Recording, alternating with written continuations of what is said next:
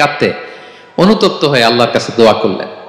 তো পুরো আদম আলাইহিস সালামের জিন্দেগির সবচেয়ে বড় শিক্ষা হচ্ছে রিপেন্টেন্স, অনুতপ্ত হওয়া। কি হওয়া? অনুতপ্ত হওয়া। আমরা ভুল করব, কুল্লুকুম খাত্তাউন, আমরা সবাই পাপী। সবাই কি পাপী? কে পাপ করি না? আমরা সবাই পাপী।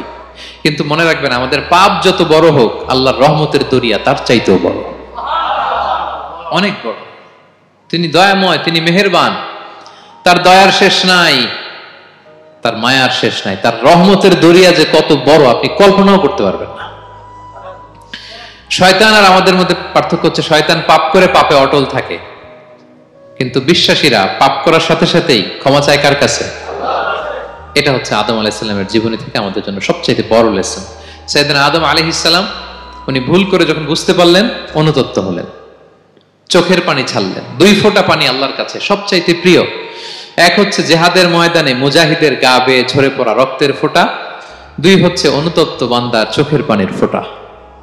অনুতপ্ত বান্দা নিজের ভুল স্বীকার করে মাথাটা নিচু করে চোখের পানি ছেড়ে দিয়ে যখন আল্লাহর কাছে কাঁদে, তার চোখের পানি